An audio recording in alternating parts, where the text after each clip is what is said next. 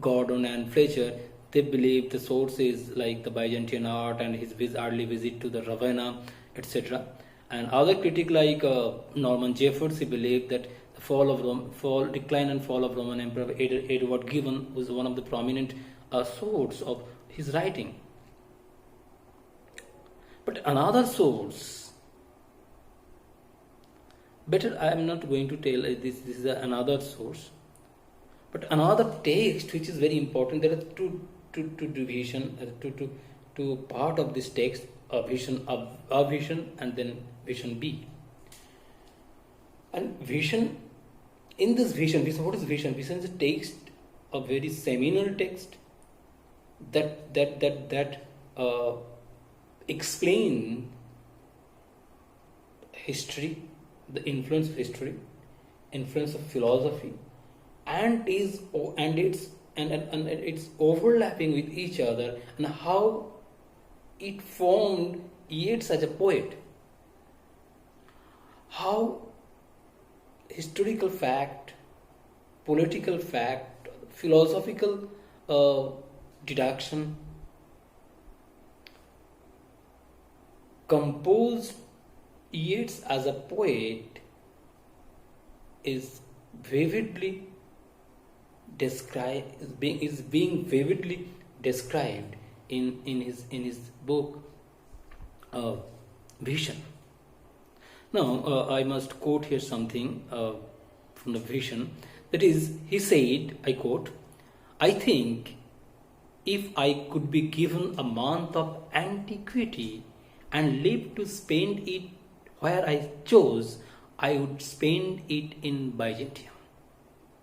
A little before Justinian opened Saint Sophia and closed the Academy of Plato, I think I could find in some little wine shop some philosophic worker in mosaic who could answer all my questions, the supernatural descending near to him than to Plotinus, and even for the pride of his delicate skill would make what was an instrument of power to princes and clerics a murderous madness in the mob, so as lovely, flexible presence like that of perfect human body. I think in early Byzantium, maybe never or since recorded history, religious, aesthetic, and practical life were one. That architect, artificer, though not, it may be, poets for language had been instrument of controversy, must have grown abstract, spoke to multitude and the few alike. The painter, the mosaic worker, for worker in the gold and silver, the illuminator of sacred books were almost impersonal, almost perhaps without conscious of individual design in subject matter. Unquote. So you can easily understand what he's trying to say, that he was completely engulfed by the huge quantum of aesthetic wave of Byzantine civilization. And let's come to the title. Sailing to Byzantium. Sailing, it's a journey, of course, journey through. It's a voyage. Byzantium. Again. Byzantium, I told you earlier in my discussion or in my lecture at the beginning, Byzantium, it is now forget about Byzantium. First it was known as Constantinople,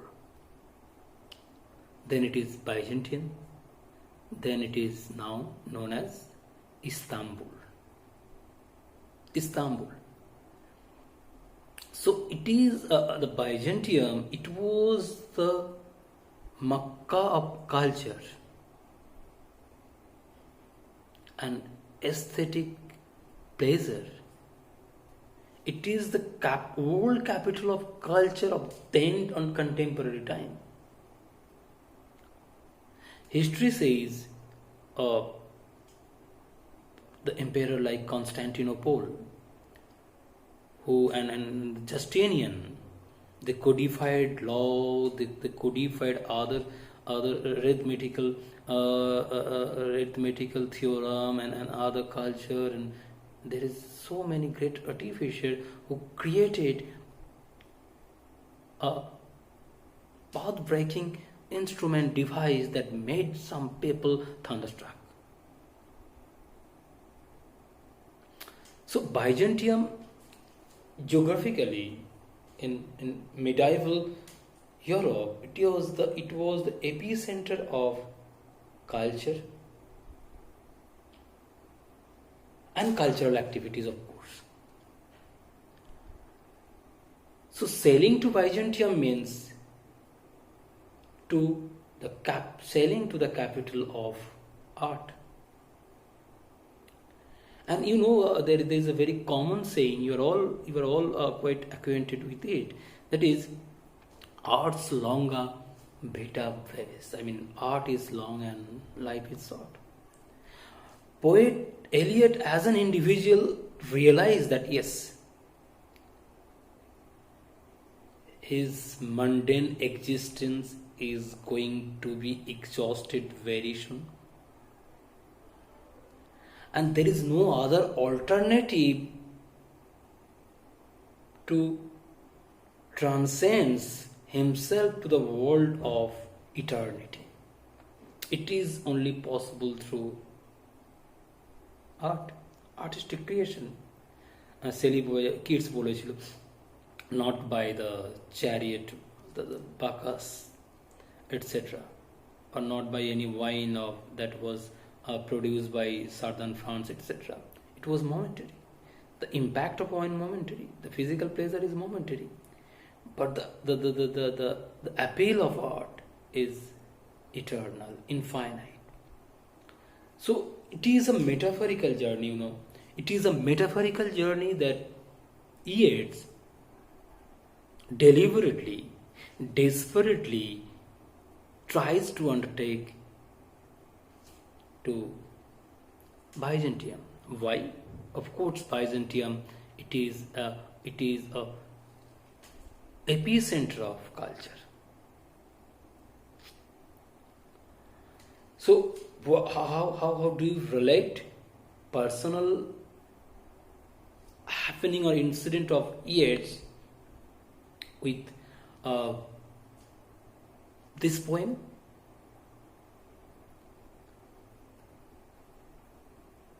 Yeats was aged enough. He was almost 60 or over 60. And he realized somehow he was not as agile, as potent as those young people of Ireland. So it is for him to take sannyas from the place of pleasure and to take refuge in the Varanasi of culture.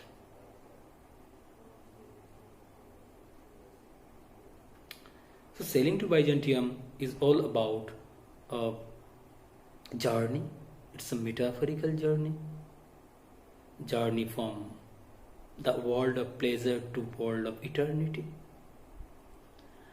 And there you can find in next lecture or next video I will discuss how here Yeats is quite unusual. Many of the academics or critics, they often call Yeats as a last romantic, but somehow I find the writing, this poem somehow overlaps with the concept of Eliot. The fecundity of human existence, the paucity of sensuality, and lacuna of spirituality somehow very, very somehow these concepts are very prominent in this poem. And this poem is one of the noted poem of Eliot because of its open-endedness. So here I recap again. First, try to understand the sources and personal life of Yeats. Yeats,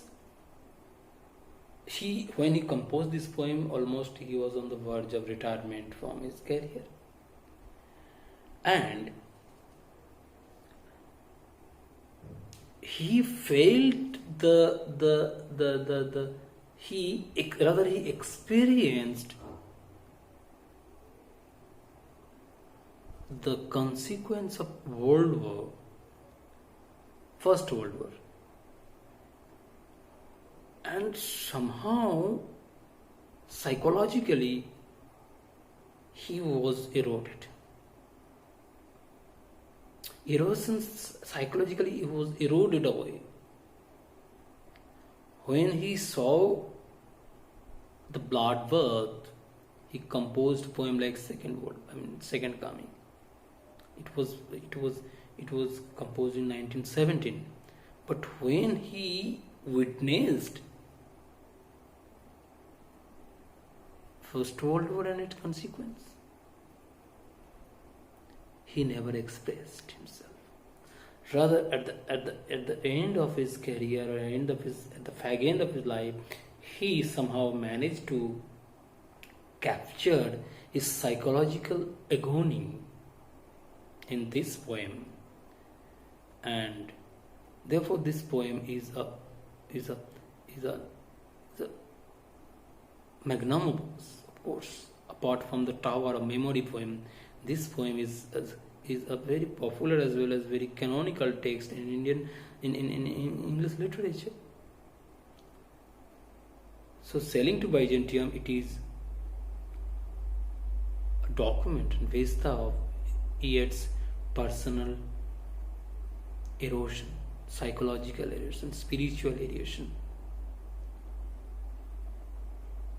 So, Sailing to Byzantium, it is a journey, not so geographical or physical journey. It is a journey, metaphorical journey. Sailing here is a trope of transcendental aspect of life.